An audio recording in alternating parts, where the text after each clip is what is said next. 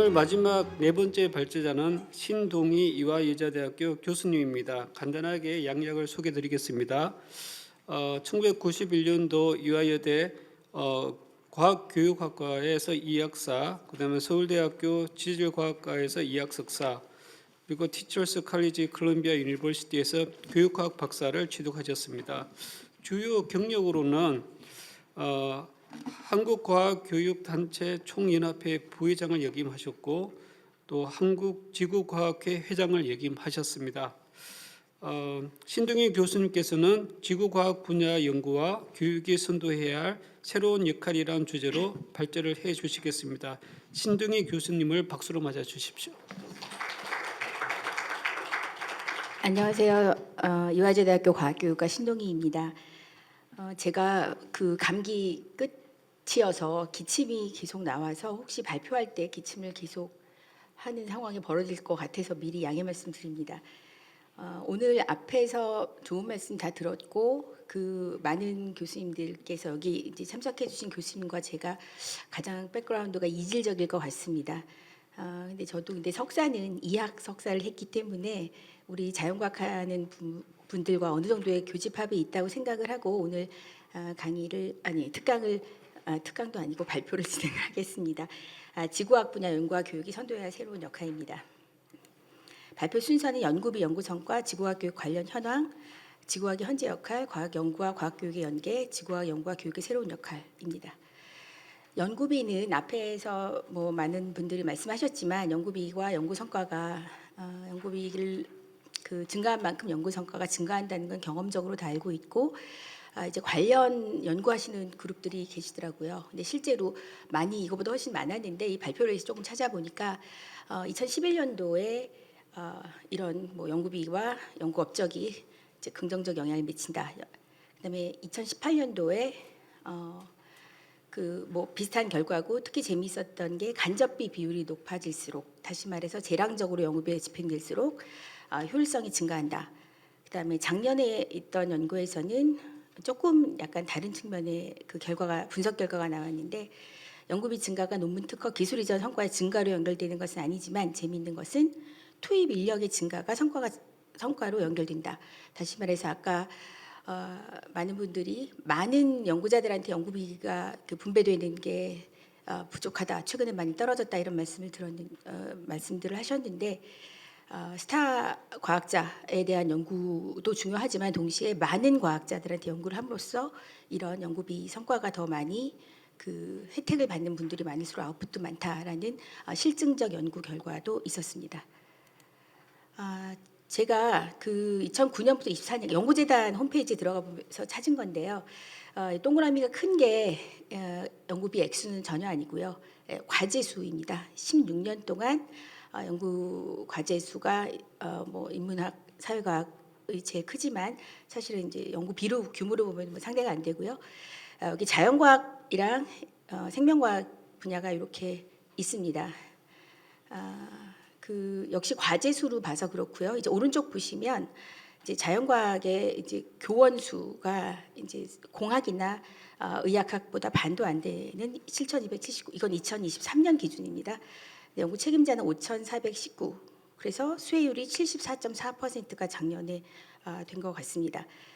근데 이제 연구비 점유율로 보면은 이제 공학이나 의학학보다 많이 떨어지고 이제 다만 숫자가 워낙 적다 보니까 1인당 연구비는 또 크게 차이가 나지 않는. 그러니까 저는 영역을 다 총합한 거고 그래서 분야별로 물리화학, 지질학, 생물학 다 다를 것 같은데 이제 연구재단에 있는 데이터 그냥 그대로 한번 재밌어서 가져와 봤습니다. 총 연구개발비 2022년까지입니다. 이것도 연구재단에서 지금 가장 최근 자료인데 2024는 없더라고요. 그래서 계속 이렇게 올라가는 걸로 나왔고 이건 역시 토탈입니다. 이제 중요한 거는 GDP 대비 연구개발 투자 비율입니다. 이게 OECD에서는 하는 각종 지표에서 굉장히 중요한 국가의 어떤 수준을 나타내는 게 바로 연구개발 투자 비율이라고 합니다. 그래서 이것도 계속 증가를 하고 있다. 그렇다면 연구개발비가 70 몇 년도 초반부터 시작해서 어마어마하게 저희가 이제 비약적 성장을 하고 있는데 그리고 이것만큼 또 많은 세계적인 연구들이 나오고 있고 한데 과연 그렇게 그 우리 초중고등학교 학생들도 계속 이렇게 그 뭐 사이언스 분야에서의 비학적 성장과 같이 성장하고 있느냐, 이걸 가장 객관적으로 보여주는 지표가 국제 비교 연구입니다. 이제 우리나라 학력 저하라는 것은 뉴스에서 굉장히 많이 나오는데 팀스 트렌즈 오브 인터내셔널 매스 앤 사이언스 스타디입니다. 국제 수학과학 성취도 평가 ETS 유명한 ETS에서 주관해서 하는 전 세계적으로 뭐 100여 개 국가가 참여할 수도 있고 뭐 굉장히 많은 국가들이 참여하는 이건 뭐 언론에서 우리가 대서특 빌리기도 하죠. 연말에 뭐 1등했다, 2등했다 뭐 이런 식으로 나오는 연구 결과들인데 탑5 안에 계속 들긴 합니다. 지금 최근까지도 그렇고 근데 이거는 학교 교육과정 근거한 평가입니다. 다시 말해서 참여국들의 학교 과학교육 과정을 분석해서 그 안에서 평가 문항을 출제하는 그런 것입니다. 이제 이거와 달리 리터러시, 사이언티픽 리터러시, 일반 사람들의 과학적 소양을 평가하는 목적을 가지고 있는 게 OECD에서 주관한 피사 연구입니다. 이건 프로그램 for International Student Assessment. 이것도 역시 수학, 과학 플러스 리딩까지, 읽기까지 했던 평가고 우리나라가 이제 여기서 1등을 했습니다. 2000년도 1등을 했지만 그 다음에 이제 2003년도에 4등, 그 다음부터는 조금 많이 떨어지고 있습니다. 반면 5위 안에 드는 국가들이 크게 다르지 않습니다. 일본, 홍콩, 뭐 싱가포르 이런 국가들은 계속 스테이하고 있는데 우리는 좀 떨어졌다. 다시 말해서 객관적인 지표가 뭐 다른 뭐로 여러 가지보다 분명한 거는 20년 전보다는 우리 학생들이 사이언티픽 리터러시는 떨어지고 있다라는 객관적 지표를 보여주는 결과라고 볼 수 있습니다. 대입 수능 과학 탐구 과목 선택 변화입니다. 제가 이제 그 자료에는 없지만 오른쪽에 어제 밤에 다음 주에 있는 수능 그 데이터가 나왔길래 표로 조그맣게 추가해 봤습니다. 여기 보시면 물리학, 물리 1, 화학 1, 생물 1, 지구과학 1 선택 비율입니다. 지구과학이 1등 30.51%, 생명과학 27.94% 2등, 물리 1이 12.63%. 너무 놀라운 건 화학이 꼴등입니다. 9.66%. 가장 낮은 학생들이 선택 비율이 가장 낮습니다. 뭐 2는 물화생지 2 다 뭐 아주 처참합니다. 다 합쳐도 5%도 안 됩니다. 이제 이거는 뭐 교육과정의 변화보다도 대학 입시의 변화, 과학 탐구 2 과목이 필요한 학교가 거의 없는 상황에서 학생들이 굉장히 효율적으로 일단 들어가고 보자라는 그런 전략이기 때문에 어떻게 보면 학생 탓만 할 수도 없을 것 같습니다. 그런데 이제 왼쪽 보시면 그 예전에는 요때 그 잘 이게 안 먹혀서 그냥 말로만 설명을 하겠습니다. 2005학년도에는 2강 2학 뭐 여기 계신 분들이 학교 다니실 때 화학생물 2강, 물리 지구과학 2학 선택률이 이랬었을 겁니다. 이건 2005년도에 학교 다니시는 분이 아주 많을 것 같지는 않지만 여튼 그 이전에는 더 했고요. 근데 이게 지금 바뀌어서 제일 꼴찌였던 지구과학이 지금 올해 가장 많은 선택을 받게 되고 그 다음에 이 강 중에 하나였던 제일 많았던 그 선택률을 했던 화학이 이제 굉장히 많이 뒤처지고 있다. 이건 화학 대안학에서도 굉장히 많이 이거 가지고 심각하게 논의도 하고 개선책을 마련해 오고 있고 뭐 이런 얘기를 제가 이제 듣긴 했습니다. 지구과학이 지구과학만 떼어서 보면 2014년을 기준으로 이렇게 좀 올라갑니다. 그리고 2014년을 기준으로 물화생 2와 더불어 이렇게 떨어집니다. 자, 이제 지구과학은 물리화학생 여기 기초과학 연합회이지만 지구과학은 사실 약간 어플라이드 사이언스의 성격이 있습니다. 그래서 이제 이 관점을 보시면 전통적 관점은 이건 제가 그린 게 아니라 이런 것을 연구하는 어떤 책에서 본 걸 번역을 한 건데요. 이제 가장 과학의 기초과학, 베이직 사이언스, 물화생, 수학이 있고요. 그 다음에 응용과학, 지구과학, 건강과학, 뭐 물질과학, 그 다음에 엔지니어가 있고 최외곽에 이제 기술로 꽃피우는 사람들이 사는. 그래서 예전에 제가 초등학교, 중학교, 고등학교 다닐 때만 해도 뭐 기초과학 입국, 뭐 기초과학이 살아야 나라가 산다 이런 슬로건을 상당히 자주 길거리에서도 뭐 간판처럼 볼 수도 있었고 언론에서도 많이 들었었습니다. 근데 이제 굉장히 낯선 이야기가 됐죠. 근데 새로운 관점은 가운데 이슈가 있습니다. 쟁점. 그러니까 사회에서 문제 해결을 위한 도구로서 관련 과학 분야가 비약적으로 성장하고 있다. 그래서 사회적 문제 해결, 그러니까 과학기술과 사이언스와 테크놀로지와 관련된 과학이 굉장히 많이 필요로 하고 있다. 그래서 연구비도 집중되고 순수 기초과학이라고 할 수 있는 쪽도 그쪽 분야, 아까 노벨상도 소개해 주셨는데 조일령 선생님이 다 사회에서 필요로 하는 물리학 중에서도 사회적 어떤 이슈가 될 만한 그런 쪽의 물리학, 화학 이런 분야가 성장하고 있다. 그래서 더 이상 뭐 학문적 너무나 호기심, 지적 호기심에 의존하는 그런 연구라기보단 연구비가 많은 연구가 이제 앞으로도 더 이런 현상은 많아지지 않겠는가. 이제 순수 기초과학 쪽도 그 여파가 있을 것 같습니다. 오른쪽도 뭐 마찬가지 똑같은 내용인데 다른 그림입니다. 이게 기초과학, 옛날에는 기초과학의 뿌리 위에 응용과학의 줄기로 기술의 열매가 맺었다면 최근 들어서는 쟁점, 사회가 필요로 하는 쟁점, 과학기술이 필요로 하는 영역의 뿌리 위에 이제 기술적 열매를 맺게 됩니다. 21세기는 지오사이언스 시대, 퀘스천 마크를 붙인 이유는 여기가 많은 분야들이 계시기 때문입니다. 제가 지구과학 하시는 분들만 있으면 이걸 붙이진 않았을 것 같은데요. 포항지진, 지열발전이 촉발, 자연지진 아니다. 동해가스전, 뭐 영일만 석유 나올까? 포항 열일만 석유가스 가는데 포항 아파트 흐름이 바뀔까? 당시 영수증에 반영된 기초 기후변화 가격, 미세먼지 사태, 한중 외교 갈등, 오염수 어쩌고 저쩌고. 자, 이거 제가 한 5분 정도 했던 그 뉴스에서 했던 그 헤딩들입니다. 그러니까 이게 사회적 쟁점과 관련된, 그러니까 과학기술이 필요로 한 사회적 쟁점과 관련된 그런 영역이고, 그게 지구과학의 뭐 기후, 대기과학이라든지 지질학이라든지 이런 분야가 연구비도 늘어나고, 물론 지구과학에 계신 분들이 만족할 만한 수준은 아니지만 과거보다는 이쪽에 대한 환기가 되고 있다라는 건 분명한 사실인 것 같습니다. 자, 과학교육의 지향점. 자, 이렇게 과학의 어떤 트렌드도 바뀌고 당연히 과학교육도 바뀌어 왔습니다. 지난 80년대까지는 엘리트 중심 과학교육이었습니다. 그러니까 과학자 양성을 위한 과학교육. 이건 미국의 흐름이고 우리나라도 그대로 이제 미국의 영향을 가장 많이 받았기 때문에 80년대 이후 지금까지 계속 리터러시입니다. 사이언티픽 리터러시. 다시 말해서 모든 사람들을 위한 과학교육. 제가 이제 꼭 드리고 싶은 말씀은 엘리트 중심의 과학교육. 뭐 물리를 잘할 수 있는 사람은 사실은 뭐 타고났다. 또는 뭐 화학을 잘할 수 있는 사람도 뭐 어느 정도 머리가 돼야 된다. 뭐 이런 여러 가지 얘기들이 다 뭐 일정 부분 맞는 얘기일 수도 있겠지만, 그런데 이제 그들 영재 학생들 또는 영재가 될 법한 학생들만을 위한 과학교육을 하면은 정말 오늘 주제인 지속 가능성이 없습니다. 제가 알기로는 일본 축구가 우리보다 훨씬 못했다고 알았습니다. 근데 요새는 피파 랭킹이 우리보다 위라고 들었습니다. 근데 그 이유가, 그리고 또 뉴스에서 일본의 동네 축구장이 우리나라의 뭐 몇십 배다.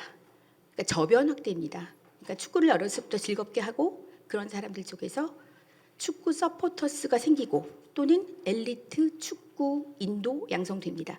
그래서 여기 자연과학 하시는 분들이 계시는 김에 제가 꼭 부탁드릴 거는 그 정치인이 될 CEO가 될 사람, 뭐 어떤 작가가 될 사람, 이런 전혀 과학과 무관한 일을 할 사람들을 위한 과학교육이 정말 자연과학의 지속 가능성이 굉장히 중요한 역할을 합니다. 그래서 그들이 나중에 서포터스가 되지 않으면 이제 자연과학 연구가 과연 어디까지 더 지속 가능할까라는 의문을 품게 됩니다. 그것을 보여준 굉장히 좋은 사례가 1980년대 SSC 프로젝트와 휴먼 지놈 프로젝트의 어떤 컴피티션이었습니다. 결과는 다 아시다시피 휴먼 지놈 프로젝트. 이건 미국 국회 예산 배분 때 일이었는데 훨씬 더 작은 돈으로 더 장밋빛 인류의 미래를 그렸던 휴먼 지놈 프로젝트에 예산이 몰렸고, SSC 프로젝트가 약화되면서 동시에 그때 뭐 나사에 2,000명의 물리학자들이 파이어됐다라는 보도도 나왔었습니다. 그러니까 이걸 결정한, 이렇게 중요한 일을 결정한 사람들은 과학자들이 아니었고 미국의 국회의원들, 상원의원들이었습니다. 상원의원들이 과학자가 몇이나 될까? 아마 굉장히 극소수라고 생각이 듭니다. 그래서 그들을 위한 과학, 그들의 선택이 맞았는지 틀렸는지는 아직은 판단하기 어렵겠지만, 이런 중요한 결정을 하는 게 사실은 아까 앞에서 말씀드린 것처럼 연구 사회적 쟁점, 문제, 연구비 이런 모든 거에 결정을 하는 사람들은 비과학자들이고 이 사람들이 과학에 대해서 긍정적이고 서포터스 역할을 할 때 과학 연구가 지속 가능하지 않을까. 그래서 굉장히 일반 학생들을 위한 과학교육 연구에 더 많은 여기 과학자들이 관심을 가져주실 필요가 있지 않나 생각이 듭니다. 자, 이 소양도 상당히 많이 변해서 80년대 초까지 과학적 소양, 10년 주기로 새로운 게 나옵니다. 이거는 리터러시라는 말이 들어가면 곧 교육과 연결이 됩니다. 그래서 얼스 리터러시, 이거는 지구 얼스 시스템 사이언스가 이제 지구과학 쪽에서 막 얼스 시스템 사이언스 얘기가 나오면서 거의 시간차 없이 지구 소양이 나와서 이제 환경, 지구 환경 문제가 굉장히 많이 들어간 얘기였고요. 그다음에 10년쯤 있다가 환경 소양, 그다음에 서스테너빌리티 소양, 기후 소양, 재해 소양, 극지 소양. 또 아마 2020년대 말쯤 되면 새로운 소양이 나올 것 같습니다. 이게 이제 국가 과학교육은 과학의 변화, 그다음에 사회의 변화 두 개를 다 반영해서 변할 수밖에 없습니다. 그래서 제가 하고 있는 연구소 이름이 해저드 리터러시 융합교육 연구소인데 20년 후쯤에 해저드 리터러시, 해저드 소양이 아마 떠오르지 않을까 기대하고 있습니다. 많은 소양 중에서 세 가지 소양만 제가 가지고 와봤는데요.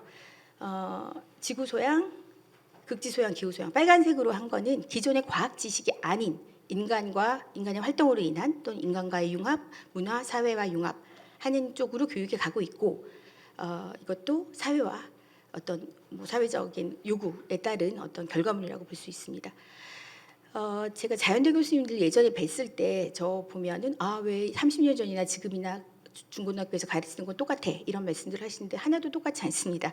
한 60-70%는 동일할 수밖에 없는 게 그걸 알아야 또 대학교 이후에서 어드밴스된 지식을 얻기 때문에 동일할 수밖에 없겠죠. 근데 이제 과학사 사례 두 가지 사례만 제가 가져왔는데 과학사 우리나라에서 서울대학교 협동과정으로 과학사 철학 협동과정이 생긴 게 80년대 초중반인가요? 아무튼 그때 그 한 10년쯤 있어서 과학교육 과정에 과학사 분야가 도입됐고요. 저희 이제 지구과학 영역에서 가장 어떤 패러다임을 바꾼 판구조론 이 92년도에 6차 교육 과정 때 처음 도입됐고 고3회 지구과학 2회 다음 교육 과정이 고2 지구과학 1, 그 다음에는 고1 통합과학, 그 다음에 공부 예정 때는 중1 과학 점점 하향으로 내려갑니다. 그러니까 처음에는 새로운 개념이고 어려울 것 같아서 제일 어려운 과목, 근데 점점 내려가고 이제 이거는 최근에 1호 개정에서는 플룸 텍토닉스 도입하고 있습니다. 이렇게 끊임없이 이제 과학교육도 과학의 그 발전의 과정을 반영을 하고 있습니다. 지금까지는 formal education, 학교 교육에 기반한 형식 교육이었다면 지금부터는 여기 계신 분들이 더 많이 관심을 가져주셔야 될 outreach, informal education 쪽에서 말씀드리겠습니다. outreach는 좀 시간 관계상 science outreach로 넘어가면 science outreach의 가장 중요한 것은 public understanding of 요거 하기 전에 outreach 굉장히 중요한 역할이 에듀케이셔널 롤입니다. 근데 특히 과학의 대중의 이해에 대해서 부단히 많이 여기저기서 참여하시고 하실 때 지속 가능한 과학 연구 생태계가 이루어진다. 앞에서 말씀드린 것처럼. 그래서 이거는 여기 대학이나 연구소나 또는 사이언스 뮤지엄 이런 데서 주관이 돼서 우리가 하고 있지만 제도화돼서 조금 더 체계적으로 해야 될 필요가 있는데 이제 이런 다양한 퍼블릭 토크나 방문하고 이런 것들. 근데 우리나라는 이미 과학문화학설이면 책무성 근거가 있습니다. 법률적으로. 그래서 이러이러한 게 있고 아마 자연과학 관련된 이공계 연구소에서 아마 이쪽으로 과학문화 확산에 관련한 경비가 5% 인건비 5% 이내에서 지출을 해야 되는 것이 법적으로 규정이 되어 있지만 사실은 이게 체계적으로 하는 거는 조금 약한 것 같습니다. 제가 지구과학만 몇 개 국내 연구소 아웃리치 상을 봤는데 키감 지질자원연구원 홈페이지만 본 거라서 얼마나 더 잘 그 안에서 내실 있게 이루어지는 건지는 모르겠지만 홍보실에서 살짝 있고요. 그래서 별 하나 제 마음대로 드렸습니다. 근거는 그냥 제가 마음대로 드린 거고요. 일단 극지연구소도 마찬가지입니다. 사실은 제가 극지연구소에서 연구비를 많이 주셔서 3년이나 연구를 진행했기 때문에 잘 드리고 싶었지만 제도화된 일회성으로 제가 받은 거랑 제도화됐다라는 점에서 역시 여기도 국제 글로벌 협력본부의 홍보실에서 이제 할 것으로 추측을 합니다. 그다음에 이제 해양과학기술원 사실은 천문연구원도 그렇고 기상청도 그렇고 근데 미국 거는 꼭 보여드리고 싶었는데 못 보여드려서 너무 아쉽습니다. 여기 들어가 보시면 정말 잘 돼 있습니다. 에듀케이션 아울리치가 초중고등학교 학생 일반 시티즌 사이언스까지 굉장히 잘 돼 있습니다. 이런 국가 특히 나사는 굉장히 좋습니다. 이런 우리보다 더 많은 제도를 도입했고 더 그 효과성을 봤던 이런 국가들이 하고 있는 것은 결코 뭐 실패했거나 이상하거나 하면은 아마 하지 않았을 것 같은데 우리나라가 좀 더 필요하지 않나라는 생각이 듭니다. 지오에틱스는 제가 빨리빨리 넘어가겠습니다. 이거는 이제 지구에틱스가 지구과학뿐만 아니라 자연과학을 하는 지구에서 일하는 모든 분야를 연구하는 게 그러니까 그 기초과학이기 때문에 moral agent, scientific advisor 사실은 과학자들이 일단 굉장히 다양한 사회적 쟁점에서 역할이 많아지고 있고 이럴 때 어떤 디시전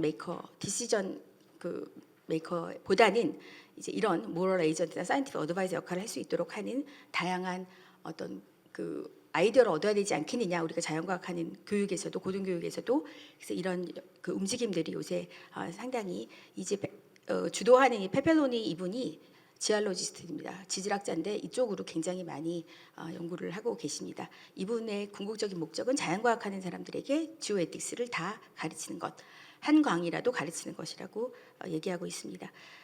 이 부분은 조금 빨리 넘어가도록 하겠습니다. 그래서 이걸 하는 가장 큰 목적은 인트린식 밸류 그 자체로서의 가르침의 그 가치도 있지만 중요한 거는 우리 과학자들이 크레디빌리티, 리스펙티빌리티, 크레딧, 신뢰라고 존경을 심으려 이거는 곧 뭐로 연결되냐? 더 많은 연구 지원으로 연결될 수 있다.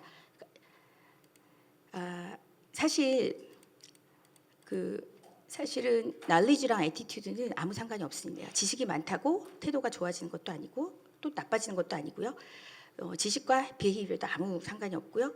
오로지 이제 correlation 있는 거는 attitude랑 behavior입니다. 그러니까 과학에 대한 태도가 그 긍정적일 때, 과학적 태도가 가지고 있을 때 그에 따른 행동이 나올 수 있습니다. 이거는 굉장히 많은 교육 연구에서 나온 결과들입니다. 그래서 알면 행한다, 그거는 행할 수도 있고 아닐 수도 있고 하지만 행하면서 아는 거는 맞는 것 같습니다. 마지막에 슬라이드인데요. 지구과학 교육은 경험에서 출발하는 건데 사실은 이거는 제가 지구과학이라는 어떤 그 학문적인 특성을 가지고 마지막 슬라이드를 하나 만들어 봤습니다. 사실 우리가 학생들에게 또는 뭐 학생뿐만 아니라 연구자들에게도 지적 호기심이 제일 출발은 신비로움, 아름다움이라고 생각을 합니다. 그래서 지식을 먼저 가르치기보다 그렇지 않아도 어렵다고 하고 선택률도 줄어들고 많은 어떤 과학하는 사람들의 집단, 과학을 공부하고 하는 학습에 어려움을 호소하는 많은 집단들이 늘어나고 있는 상황에 그 학생들을 탓하고 어떤 교육 제도를 탓하기보다 그것도 물론 같이 해야 되겠지만 어떤 접근을 조금 새롭게 하면 어떨까. 그래서 학생들이 특히 리터러시 차원에서 많은 학생들이 자연과학에 대한 아름다움, 자연의 아름다움을 느끼고 그것에 따라서 알고 싶어하는 지식으로 연결되는 그런 심리적 에스테틱 어프로치가 앞으로 제가 은퇴할 때까지 연구하고자 하는 분야여서 소개를 드렸고 여기 계신 많은 사이언티스트들도 대학에서 학생들을 가르치기 때문에 이런 학생들이 또 다 너무나 자연과학을 하려고 막 들어온 학생도 있지만 그냥 성적에 맞춰서 들어온 학생들이 더 많다고 생각을 하기 때문에 좀 접근을 하면 좋을 것 같습니다. 이거 밑에 있는 것은 뭐 문학 작품에서 또는 예술 작품에서 이제 고흐의 스테리 나이트 아주 유명한 그다음에 뭐 비발디의 사계에서 스프링 그다음에 하늘과 바람과 별과 시 윤동주 시집에 나와 있는 서시입니다. 자연을 보고 느끼고 경험하는 것부터 오히려 역설적으로 과학이 문학 예술과 가장 양쪽 익스트림에 있긴 하지만 오히려 이렇게 접근을 해서 더 많은 학생들이 과학에 대해서 흥미를 가지고 나중에 과학의 서포터스가 되면 어떨까라는 생각을 하고 있습니다. 네, 이상 발표 마치겠습니다.